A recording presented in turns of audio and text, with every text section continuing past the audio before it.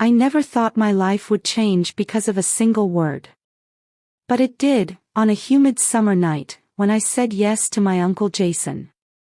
That was the beginning of everything, the lies unraveling, the tears that wouldn't stop, the secrets I wish had stayed buried.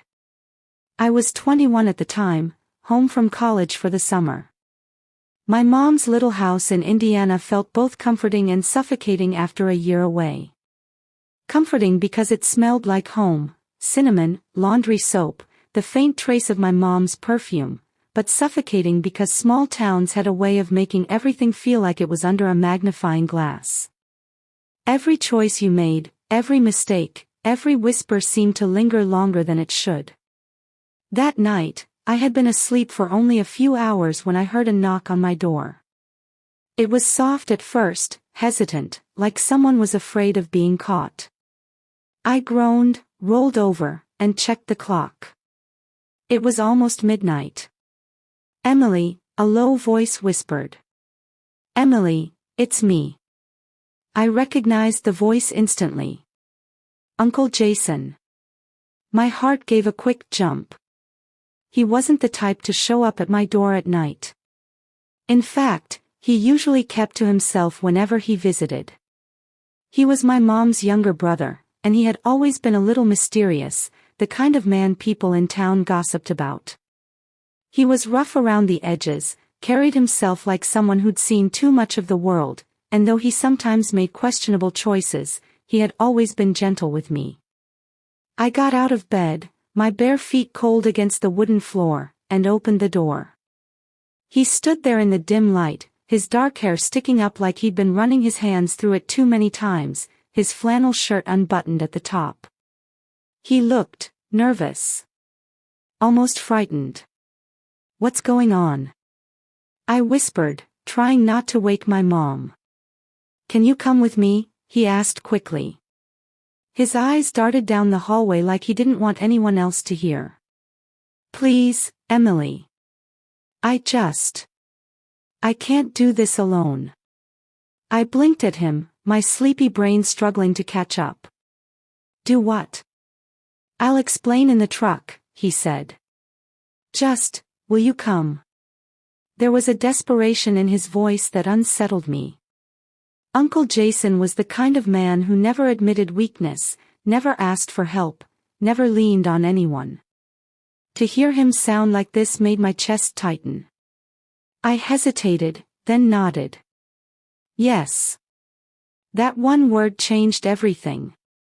He led me out the back door quietly, careful not to wake my mom.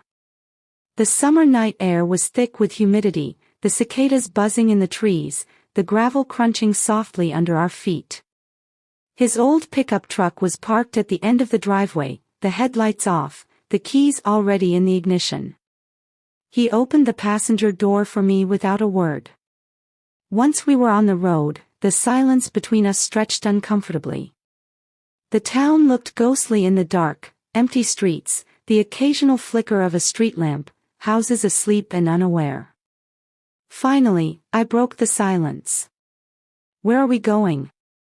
"To Dad's house," he muttered. I froze. Grandpa's house. But, why? My grandfather had passed away almost a year earlier, and his old farmhouse had been left untouched ever since. My mom refused to go near it. Too many painful memories, too much unresolved anger. Uncle Jason, though, had been the one who went back and forth, supposedly to handle things.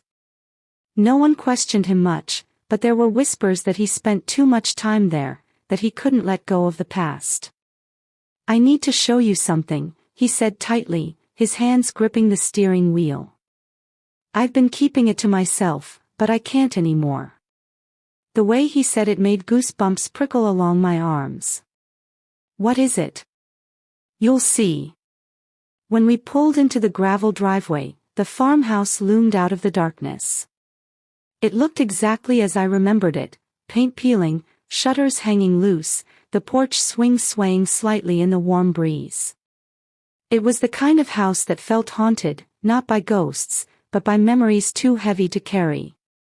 Uncle Jason killed the engine and sat there for a moment, breathing hard like he was trying to steady himself. Then he turned to me. "Before we go in," he said, his voice low, "I need you to promise me something. Whatever you see, whatever I tell you, you won't walk away from me. I need you, Emily. I can't handle this by myself anymore." I stared at him, my throat tight. I didn't know what he was about to show me, but the vulnerability in his voice cut straight through me. I had never seen him like this before. "I promise," I whispered. He nodded, got out of the truck, and led me up the creaking porch steps. The front door groaned as he pushed it open, and we stepped inside. The smell hit me first: dust, mildew, and something faintly metallic, like rust. The house was exactly as it had been when Grandpa died. Furniture covered in sheets, picture frames still on the walls, the grandfather clock in the hallway frozen at the hour it had stopped ticking months ago. Uncle Jason motioned for me to follow him. We went down the hallway, past the kitchen, and into the study. He flicked on a lamp, and the dim yellow light revealed stacks of old boxes, papers scattered across the desk, and a half-empty bottle of whiskey sitting beside an ashtray. "Sit down," he said softly, motioning to a chair. I sat, my nerves buzzing. He paced the room, running his hand through his hair. Finally, he stopped and looked at me with eyes that seemed older than they should. "Emily," he said slowly, "Dad wasn't the man everyone thought he was.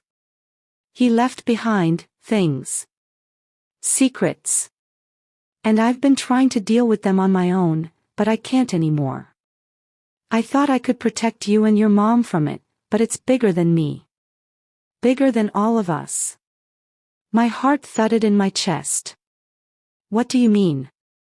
What secrets?" He hesitated, then crossed to the desk and pulled open a drawer. From inside, he took out a worn leather journal and placed it in front of me. "This," he said. "Read it."